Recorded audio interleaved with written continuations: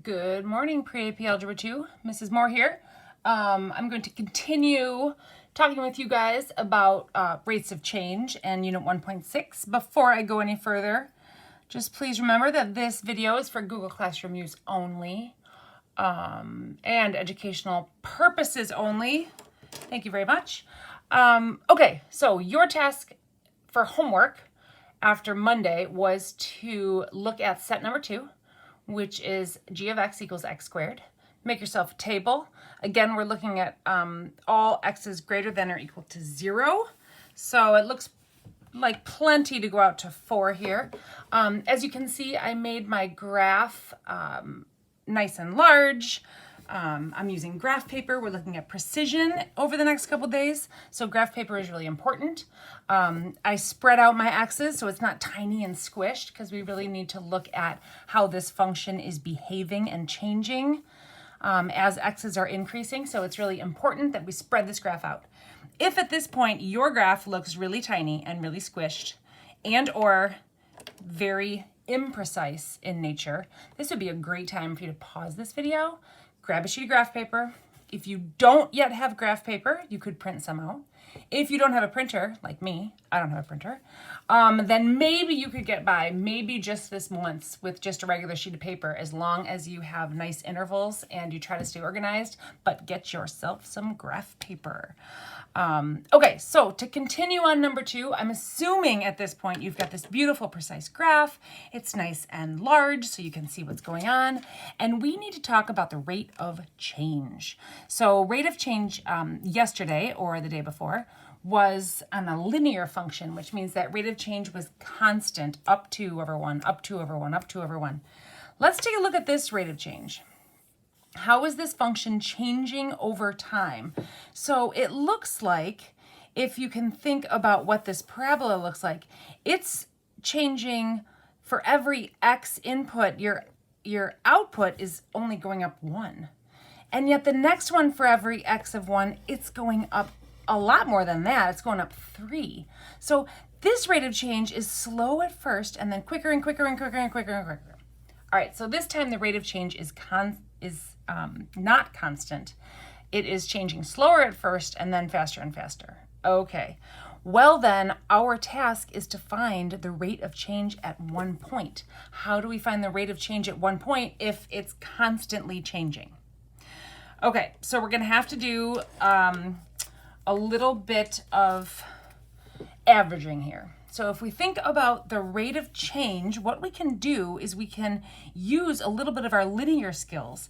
And as we can see, between 0 and 1, this function is changing slowly at first, and then faster and faster and faster and faster, just within this interval. Okay, well, we need to actually find the rate of change between 0 and 1. So what would be one way to find the rate of change between 0 and 1, even though it's different at every single input in between 0 and 1?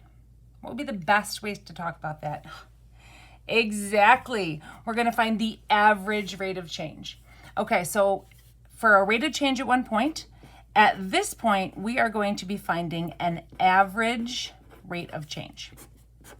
We're going to make our best guess, and in order to make our best guess about the rate of change in a certain interval, we are going to find the average rate of change. So if I zoom in here a little bit, the average rate of change between 0 and 1, our best guess, our best estimate at this point is, well, what happens if we connect these points? If I'm going to connect these points, I'm drawing what's known as a secant line. So right here, there's a secant line is going to be used to average the rate of change between 0 and 1. So now I can use my rise over run, I can use my change in y over my change in x in order to find the average rate of change in this interval. Okay, well, what about in between 1 and 2? Well, got my handy dandy ruler here, or whatever straight edge you happen to have. I like the see-through rulers because I think they're a little bit easier. Okay, so now between 1 and 2, I'm going to draw my secant line between 1 and 2, or my average rate of change line. And you can see just from 0 to 1 to 1 and 2, your slope or your rate of change has definitely increased, which proves kind of what we were talking about early on. All right, now how about between 2 and 3? Well, between 2 and 3, once again, I'm going to draw that secant line in here. It's getting kind of goofy, but I kind of want to show you on pencil and paper what I would be doing, which is what you would be doing. Okay, so even now, our average rate of change is positive here, more positive here, more positive here, and you can keep going and going, of course, all the way until infinity for g of x equals x squared. So we've got these secant lines in here that's gonna help us so we can see that our slopes are in fact not constant, but they are in fact increasing over time. So one thing you might be wondering is, couldn't we get a better estimate? If I look at that secant line, I mean, come on.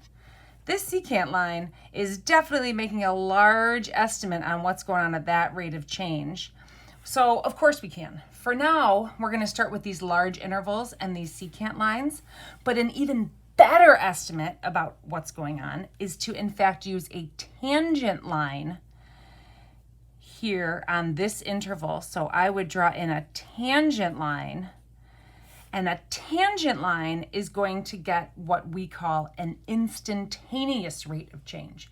So eventually we are going to get a better estimate for our rate of change. But for right now, we're sticking with secant lines. Tangent lines are going to be next.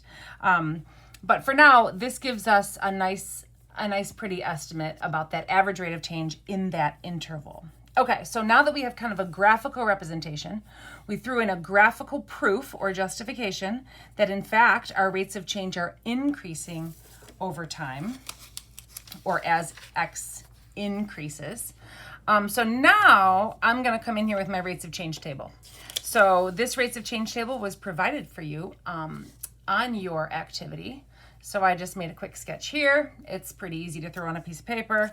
So our first interval is going to average the rate of change between 0 and 1. We've already drawn it here.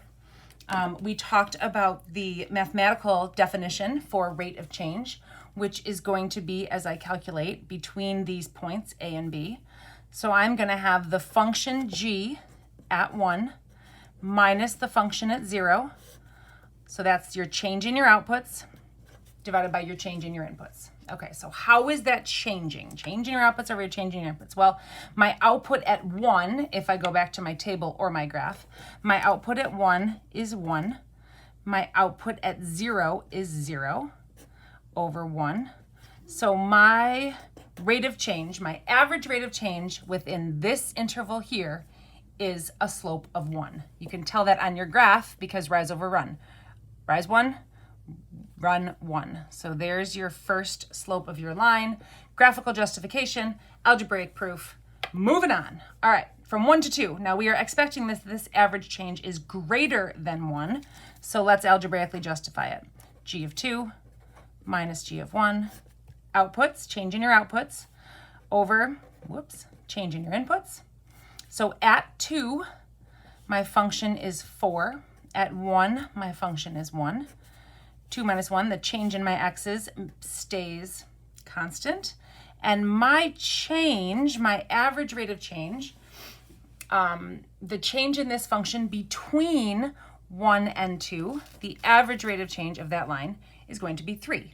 So as we said, this is algebraic proof of what you said, what you saw with your eyeball, what the graph shows. The slope of this line is rise 1, run 1. The slope of the next line is from 1 to 4. I'm going up 3, 1, 2, 3, over 1. Graphical justification, algebraic justification. All right, the next one better be even steeper. So my proof is g of 3 minus g of 2, all over 2 minus 1. Function notation, definition of rate of change. At 3, my function is 9. At 2, my function is 4. Again, I'm assuming that you did this last night. I'm just going through a little bit more of an explanation. So this time, your change in that interval, the y's change 5 in an interval of 1. So again, increasing, increasing, increasing. Last one, g of 4 minus g of 3, all over, 4 minus 3. So I've got 16 minus 9 over 1. Now my change is 7. So if I go back to my graph here, the slope of this line, this average secant, the slope of this line is 1. The slope of this line is 3. The slope of this line is 5. And the slope of the next line would be 7. So what we found here, as we are averaging our rates of change, is we're actually finding the slope of the line between 0 and 1. So we're finding the the average rate of change. So in this interval, we are actually finding the approximate slope at x equals 0.5. That's what we've actually found. The approximate slope at a point in between that interval. All right, so in between 1 and 2, we have found the average or approximate slope at x equals 1.5. Between 2 and 3, we're finding the approximate slope at x equals 2.5. And then between 3 and 4, we've got that approximate slope at 3.5. That's what we found here. Okay, so as we talked yesterday, we can do a bunch of analysis with these rates of change. So how a function is changing can tell us a lot about that function.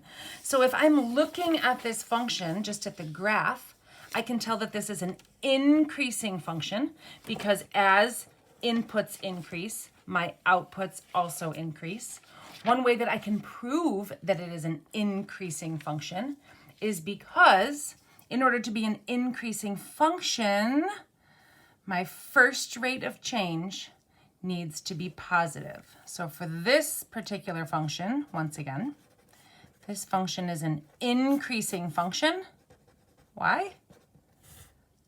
Because first rates of change are positive. Okay, awesome. We're trying to start you out kind of with the easier ones. All right, second rate of change is coming later on today. But what we want you to do now with the remainder of your time, it's only been 12 minutes. We get you for 30 according to our pre-lesson guidelines. So what we want you to try to do now is we want you to try to do the same thing. So think about my graph. Think about those secant lines, estimating the rates of change because they are not constant.